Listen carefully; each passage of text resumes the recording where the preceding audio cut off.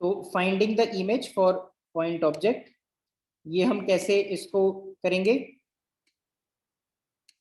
अगर ये एक कॉनकेव मिरर है मेरा, यहाँ पे एक ऑब्जेक्ट रखा हुआ है ओ, सबसे पहले मैंने एक यहाँ पे तुम्हें दिख रहा होगा रे बनाई।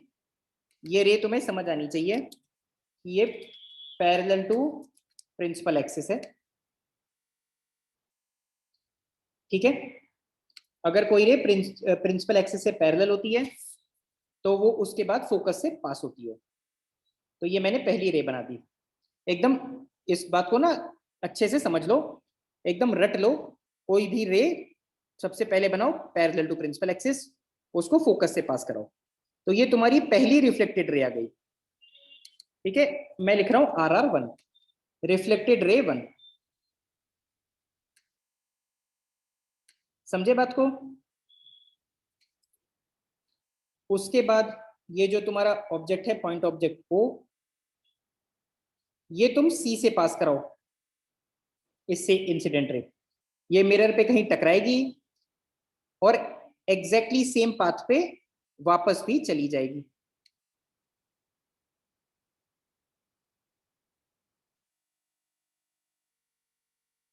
ठीक है।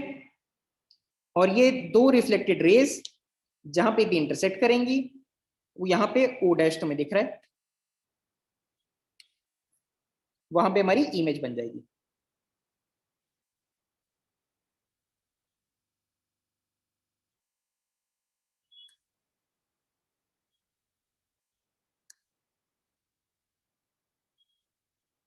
इसके बाद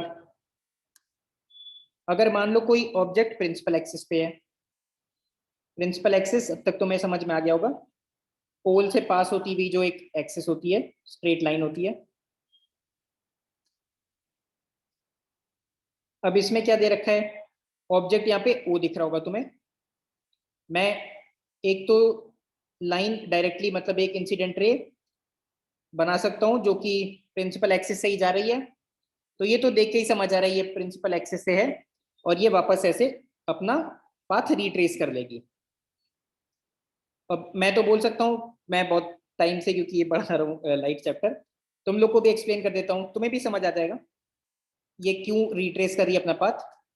हर बार की तरह टेंजेंट बना लो, ठीक है। ये मैंने ऑरेंज कलर का एक टेंजेंट बनाया। अब ये टेंजेंट से परपेंडिकुलर नॉर्मल बना दो, नॉर्मल दिखाई दे रहा होगा।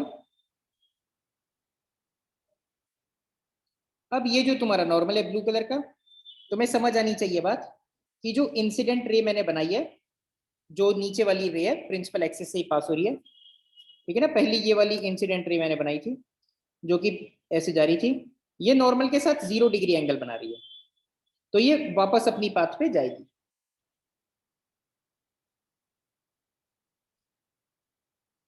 तो ये मेरी पहली इंसिडेंट रे हो गई। कौन सी इंसिडेंट रे? जो मेरी इंसिडेंट रे ऐसे जा रही है, समझे, ऐसे जा रही है और एकदम सेम तरीके से ही वापस लौट जा रही है, ठीक है, अपनी पाथ रिट्रेस कर रही है, ठीक है। क्योंकि ये यहाँ पे और भी दूसरा रीजन भी है कि जो ऑब्जेक्ट है और यहाँ पे एक सेंटर ऑफ कर्वेचर है सी, अगर मैं ओ से सी को ज्वाइन करता हूं तो जो लाइन जाती है एग्जैक्टली सेम वापस आ जाती है। तो ये तो तुम्हारी पहली रिफ्लेक्टेड रे हो गई, ग्रीन कलर की दिख रही होगी। दूसरी रे मैं कौन सी बना सकता हूं? दूसरी रे तुम्हें दिख रही होगी, ये ऐसे करके मैंने बना दी।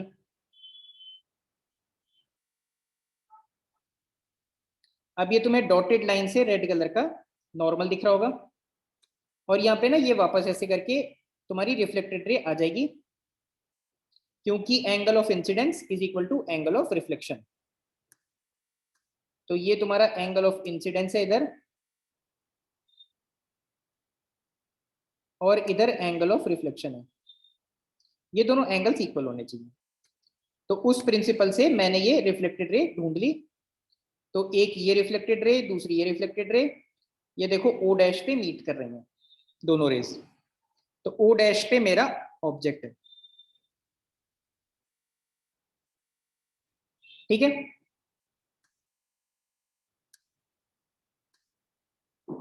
तो इससे तुम्हें समझ आना चाहिए कि जब भी मेरा ऑब्जेक्ट प्रिंसिपल एक्सेस पे होता है तो उससे जो इमेज फॉर्म होती है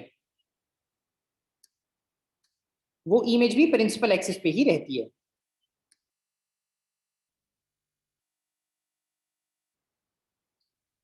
अच्छा, इसके साथ ना हमारा ये वाला टॉपिक नेक्स्ट खत्म हो गया।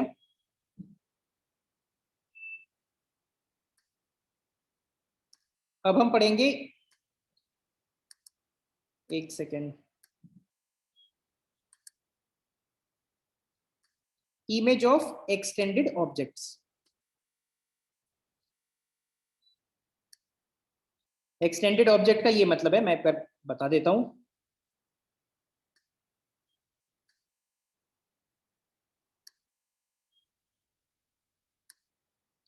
पहले एक मिरर बना देता हूं मैं। मान लो ये मेरा मिरर है, प्रिंसिपल एक्सिस बना देते हैं। मैं एक ये प्रिंसिपल एक्सिस बना रहा हूं, फिर उसके बाद एक एक्सटेंडेड ऑब्जेक्ट बनाता हूं मैं, मतलब कि ऐसा मेरा एक ऑब्जेक्ट है,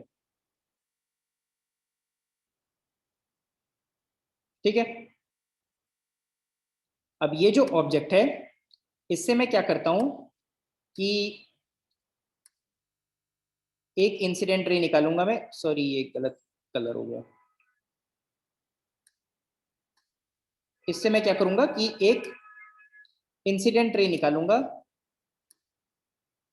इंसिडेंट रे जाएगी पैरेलल टू प्रिंसिपल एक्सिस और ये फोकस से पास करा दूंगा मैं। मान लिया अगर यहाँ पे कोई फोकस है तो ये फोकस से पास करती है ना, ये मैं फोकस मान रहा हूं।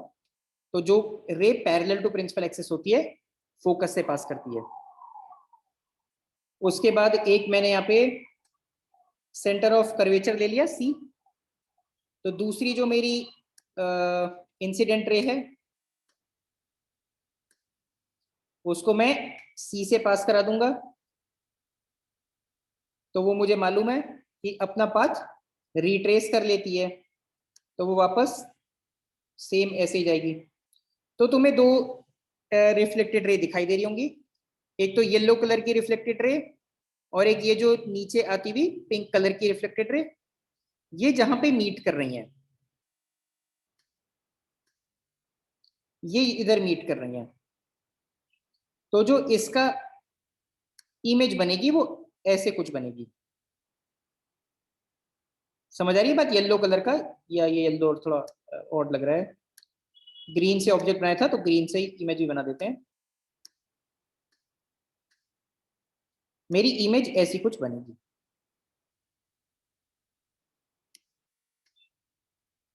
एक्सटेंडेड ऑब्जेक्ट्स में भी सेम काम करते हैं हम। दो रेज जो हम यूज कर रहे हैं तब से मोस्टली वही दो रेज यूज करने वाले हैं। एक पैरेलल टू प्रिंसिपल एक्सिस, वो फोकस से पास करेगी, लिख देता हूं मैं यहाँ पे फोकस। और जो दूसरी मेरी रे है उसको मैं क्या करता हूं, सी से पास कराता हूं पहले, ठीक। और फिर वो वापस अपनी पाथ रिट्रेस करती है, मिरर पे टकराने के बाद अपनी पाथ रिट्रेस करती है। तो ये तुम्हारी येलो कलर की रे वापस जा रही है।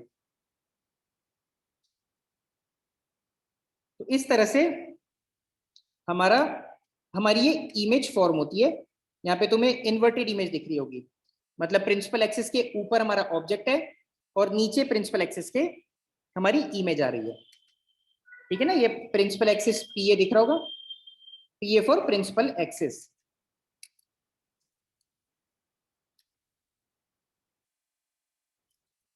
प्रिंसिपल एक्सिस के नीचे तुम्हें दिख रही होगी इमेज।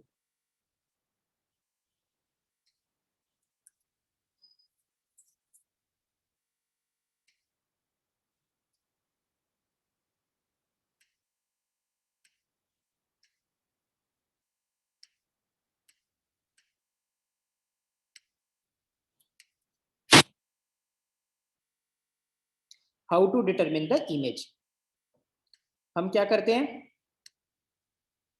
इंडिविजुअल पॉइंट्स की सारी इमेजेस वैसे तो मिरर फॉर्म करता है नॉर्मली, जो रियल लाइफ में जैसा होता है। मिरर एक एक पॉइंट की इमेज फॉर्म कर रहा होता है ना। लेकिन हम तो इतना मेहनत कर नहीं सकते कि एक एक पॉइंट कम बना के उसकी इमेज निकालते रहें। तो जो इसका टॉप मोस्ट पॉइंट होता है, जैसे कि इस फिगर में टॉप मोस्ट पॉइंट तुम्हें इमेज का समझ आ रहा होगा कौन सा पॉइंट है, सरफेस का टॉप मोस्ट ये वाला पॉइंट ले लेते हैं। इससे मैं दो रेज निकाल देता हूं, वो दो रेज तुम्हें यहाँ पे समझ आ रही होंगी। सबसे पहली वाली ray parallel to principal axis focus से पास करेगी, दूसरी रे मैंने सेंटर ऑफ कर्वेचर से ही पास करा दी और वो वापस अपनी पाथ रिट्रेस कर रही है। तो ये तुम्हारा दिख रहा होगा, ये इमेज बन गई।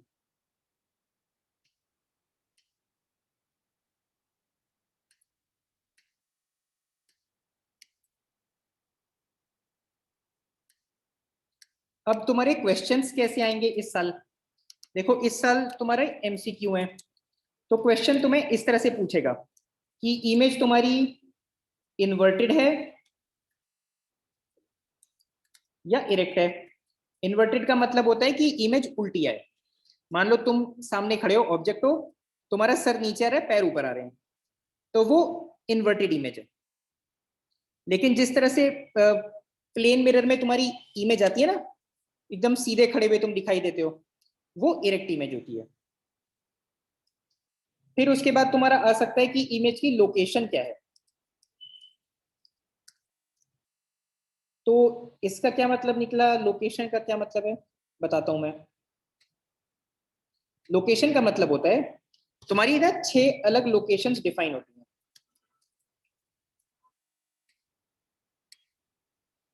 6 लोकेशंस, रुको मैं इसको थोड़ा सा साइड कर दूं पहले। कोई भी मिरर के क्वेश्चन में 6 लोकेशंस होती हैं। सबसे पहली लोकेशन बिटवीन, सॉरी, पहली लोकेशन तुम्हारी होगी एट इंफिनिटी।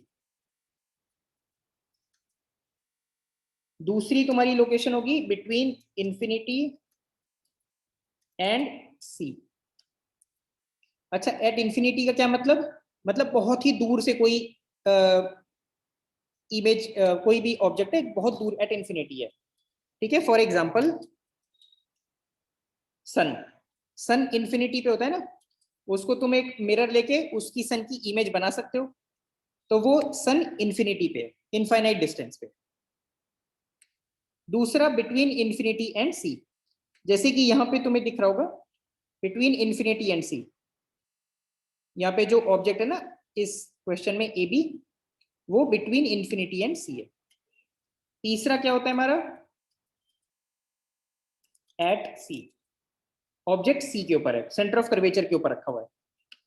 चौथा हमारा क्या लोकेशन है, बिटवीन सी एंड एफ। समझे? जैसे यहां पे हमारी इमेज, इस क्वेश्चन में तुम देखो इमेज हमारी between C and F form हो रही है। पांचवा ऑब्जेक्ट पड़ा हुआ है एट एफ, और सिक्स्थ होता है between F and P. Focus और पोल के बीच में अगर तुम्हारा ऑब्जेक्ट है तो वो सिक्स्थ लोकेशन। ठीक है, ये लॉजिकल है, मेरे ख्याल से बहुत सिंपल है समझना। सबसे पहली लोकेशन ऑब्जेक्ट इंफिनिटी पे, दूसरी लोकेशन इंफिनिटी से सी के बीच में, तीसरी लोकेशन एट सी, चौथी लोकेशन सी से एफ के बीच में, पांचवी लोकेशन एट एफ, और छठी location between F and P. ये तुम्हारी 6 लोकेशंस होती हैं।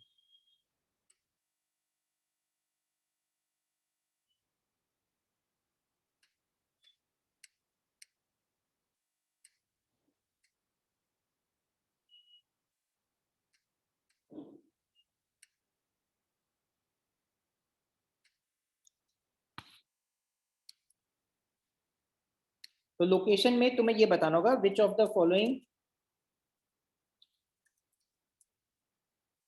Which of the 6 locations is the location of the image. मतलब कि इमेज सी एंड एफ के बीच में आ रही है क्या, या फिर इमेज एफ पे फॉर्म हो रही है क्या, या फिर इमेज सी पे फॉर्म हो रही है क्या। तो वो तुम्हें लोकेशन बतानी है कि इमेज कहाँ फॉर्म हो रही है।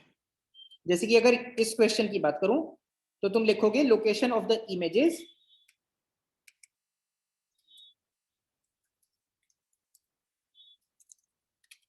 इस क्वेश्चन में जो लोकेशन ऑफ इमेज है वो है बिटवीन सी एंड एफ।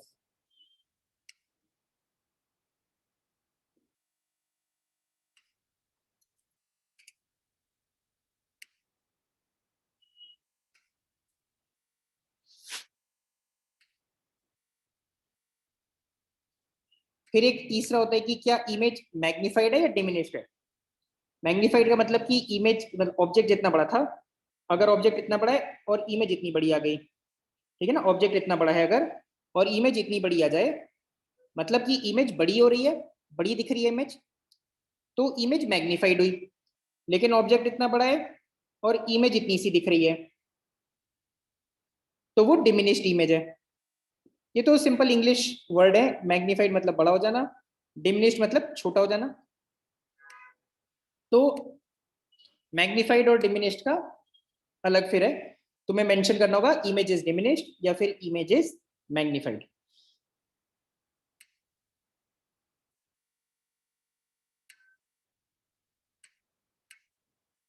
अब पहले हम स्टार्ट करेंगे कॉनकेव मिरर के साथ में the key questions about the image. सबसे पहला, इमेज का क्या साइज है, मतलब कि मैग्नीफाइड और डिमिनिश्ड। अच्छा वापस चलते हैं एक बार उसी जो हमने थोड़ी देर पहले देखा था एग्जांपल। इसमें तुम्हें दिखाई दे रहा होगा कि ऑब्जेक्ट ज्यादा बड़ा है और इमेज ना छोटी है। ए बी तुम्हें दिख रहा है बड़ा है, ए डैश बी डैश छोटा है, तो इसमें जो इमेज है ना वो डिमिनिश्ड है।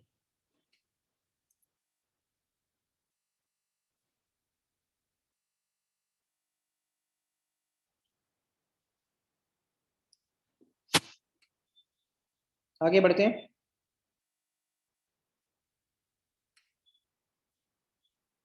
दूसरा नेचर ऑफ द इमेज, तीसरा लोकेशन ऑफ द इमेज, कि कहां पे लोकेशन है इमेज की।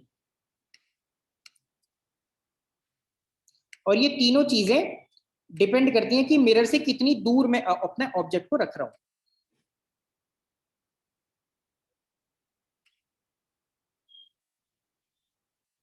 अच्छा, एक कॉनकेव मिरर में 6 पॉसिबल केसेस होते हैं। सबसे पहला, ऑब्जेक्ट में इंफिनिटी पे रख दूं। फॉर एग्जांपल अगर मुझे सन की इमेज बनानी है एक कॉनकेव मिरर पे, तो वो इंफिनिटी पे है ऑब्जेक्ट। अगर मैं इंफिनिटी से सी के बीच में एक ऑब्जेक्ट रख दूं, मतलब कि ऑब्जेक्ट को मैं प्लेस कर दूं, या ऑब्जेक्ट, चलो इस बार थोड़ा डिफरेंट टाइप का बना देते हैं। मान लो ये मेरा ऑब्जेक्ट है, अगर ये मेरा ऑब्जेक्ट है बिटवीन इंफिनिटी एंड सी, तो ये दूसरी लोकेशन हो गई। तीसरी लोकेशन अगर मैं इसको उठा के यहां डाल दूं एट सी, तो ये तीसरी लोकेशन है। चौथी लोकेशन अगर मैं ऑब्जेक्ट को बिटवीन सी एंड एफ डाल दूं। पांचवी पॉसिबिलिटी है कि मैं एट एफ डाल दूं ऑब्जेक्ट को। और लास्ट छठी पॉसिबिलिटी है एफ से पी के बीच में मैं ऑब्जेक्ट को डाल दूं। तो ये कॉनकेव मिरर्स के लिए 6 पोजीशंस होती हैं, ऑब्जेक्ट के लिए या इमेज के लिए भी। इमेज एक्चुअली पीछे भी फॉर्म हो सकती है, बेसिकली ऑब्जेक्ट के लिए ये। अब ऐसा करो, यहां से हम बाद में पढ़ेंगे, आज के लिए इतना ही है।